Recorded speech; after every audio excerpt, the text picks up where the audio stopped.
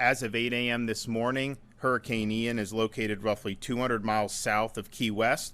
It's moving north at 12 miles per hour and is anticipated to exit land in Cuba very soon.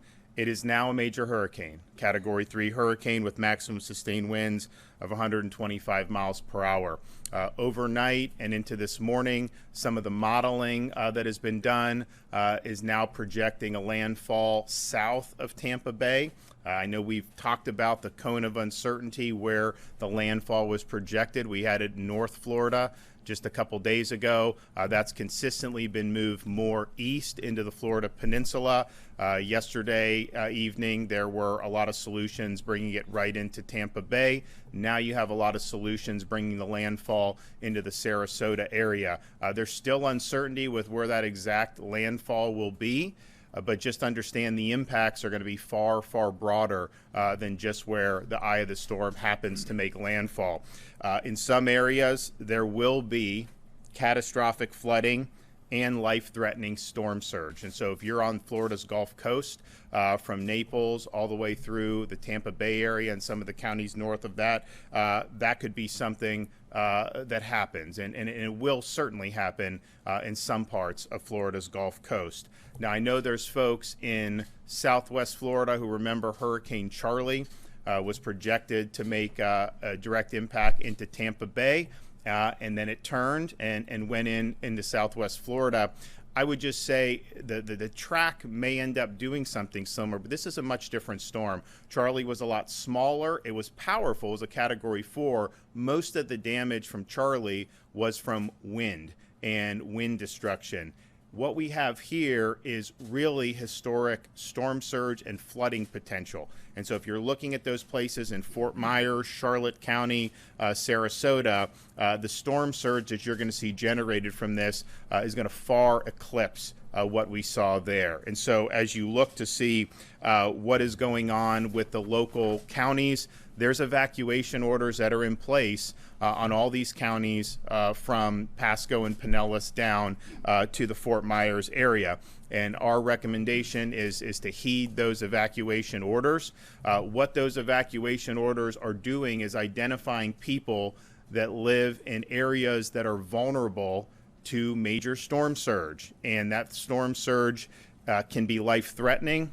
There's certain things we can protect against in terms of the wind and the structures, and we've got great building codes. But when you have 5 to 10 feet of storm surge, that is not something that you want to be a part of. And Mother Nature is a very fearsome adversary. So please heed those warnings. You do not need to evacuate to another state. You don't need to go hundreds of miles away. There's shelters that are open in all of these counties at this point. The important part of if you're under an evacuation order is evacuate to higher ground that is going to be safe from the type of surge and flooding that we're fearing with this storm. Of course, there's certain Floridians that may live in mobile homes or manufactured housing that would be vulnerable. If you're under an order, of course, you want to be in a structure that is going to be able to withstand some of the hurricane winds. But by and large, we're looking at really, really major storm surge up and down the west coast of Florida. There are people that, of course, are evacuating on different roadways. There has been traffic, but there has not yet been the backups where FDOT and FHP have opened the emergency shoulder lanes. They will do that once sustained speeds are at 40 miles per hour or less. And so when that happens, they will make that call. People will be able to use those, but don't use it until then, because that obviously, carries some risk if people, don't know that that's something that is going on. You also can use things like Gas Buddy to find gas stations in the area that have fuel.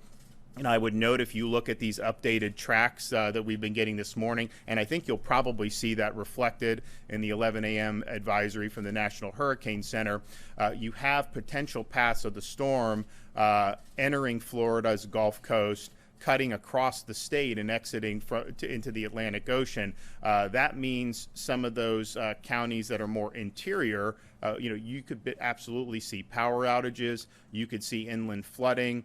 You could see various types of tree and damage from wind. So just be prepared for that. We were here 48 hours ago, and most of the solutions had it going up the coast, the west coast of Florida. Well, now most of them have it ramming into the state of Florida and cutting across. And so just be prepared for that and understand that that's something that could be happening. Visit Florida has partnered with Expedia to launch an emergency accommodations page. Anyone who has been ordered to evacuate can use this page to find available accommodations in other areas of the state by visiting expedia.com/Florida. Again, expedia.com/Florida.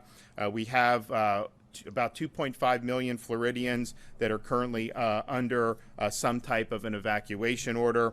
Make sure you know your evacuation zones, so you can find that at floridadisaster.org/plan-prepare. floridadisaster.org/plan-prepare. And of course, if you are called upon to evacuate, make sure you take care of your pets. Don't leave your pets behind when you're evacuating. There's pet-friendly shelters. There's things that can be done to take care of pets. We want to make sure. So there is information about planning for your pet at floridadisaster.org/plan-prepare. We want to make sure that we're taking care of our friends. To find shelters, again, visit floridadisaster.org/shelters. floridadisaster.org/shelters. Most of these counties are going to have shelters within the county that are in higher ground. The buildings are going to be hurricane proof. They're going to be able to withstand a Category 3 hurricane in terms of the winds, but it's going to put you in a situation where you're not going to be vulnerable to the effects of the storm surge and the effects of the flooding. We have, of course, suspended tolls starting yesterday to assist people who may be moving around the state and following evacuation orders. You can look at those facilities at fdot.gov that list them. We may add more if there is a need to do that as the storm impacts other parts of the state, and we will make that announcement at the appropriate time. We have 26 school districts that have announced school closures, and you may very well have more as the track becomes more certain.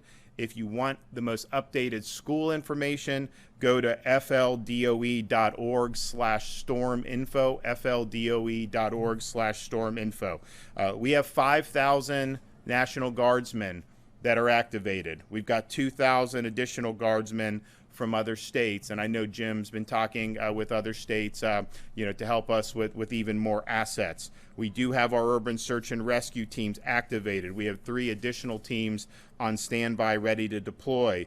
Our FWC has officers placed in every county in anticipation of heavy rains and flooding. And you will see heavy rains in parts of the state that are not necessarily on Florida's Gulf Coast. We also have high water vehicles and shallow draft boats that are ready for immediate deployment to the affected areas. We also have FWC's aviation section placed on standby, and it's ready. All appropriate aircraft are ready for deployment for search and rescue and post-storm damage assessments as needed. FHP has implemented their 12-hour shifts. They've mobilized additional state troopers to the Gulf Coast. And, of course, our partners in the U.S. Coast Guard are standing by and are able and willing to assist. We do report today 100% of operating long-term care facilities do have a generator on site. Of course, we have a state of emergency for all 67 counties. We are going to keep that in place. I think if you look at the tracks that have come out this morning, the chance that you have major impacts in Northwest Florida, of course, have declined. But we also understand there's going to be people that are going to be evacuating, and we want to give every county flexibility to help their fellow Floridians.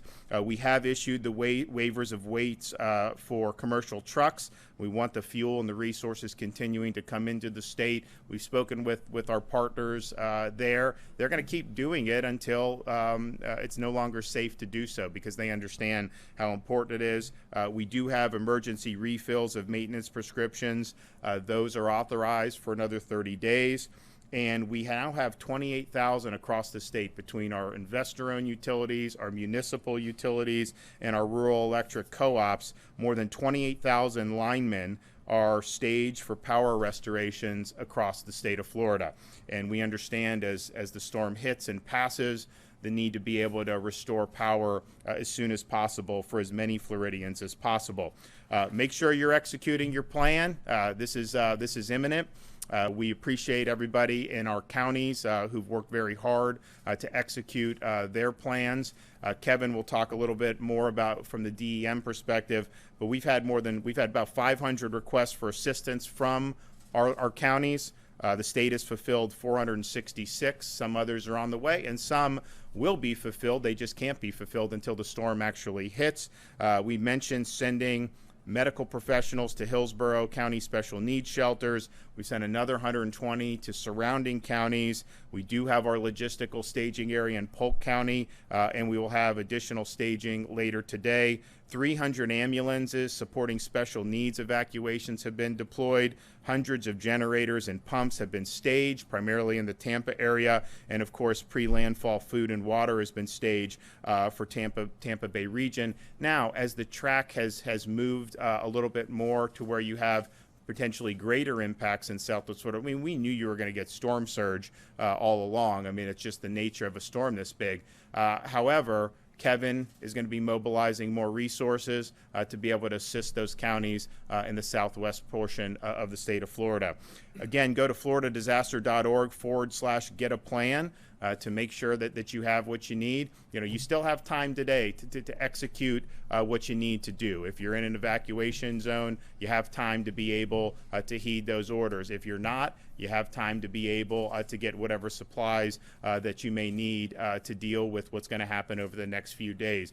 I would just tell all Floridians who are in the path of this, you know, there's going to be interruptions in things like power. There's going to be interruptions in fuel, maybe interruptions in communications. That is to be expected, so just plan for that.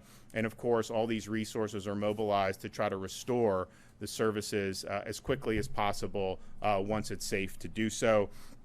Safety is paramount. When you're talking about storm surge like this, when you're talking about historic flooding, that water is a very, very difficult adversary. You do not want to put yourself in harm's way unnecessarily. So if you're ordered to evacuate, that's a decision based off what we're seeing with this storm, what your local officials are seeing with the storm, and the potential impacts that could have on your part of the state of Florida. And doesn't mean you need to go all across God's creation to evacuate. Just get to the higher ground, get into a safe structure. We have shelters open in all those counties now at the county level, and we would encourage people to do that. Once the storm passes, you could be able to get back in your home. We'll be able to assess whatever damage may have occurred and be able to make the necessary improvements and rebuild. But we can't unring the bell if you stay and you end up getting washed away with a historic storm surge or get caught in really, really significant flooding.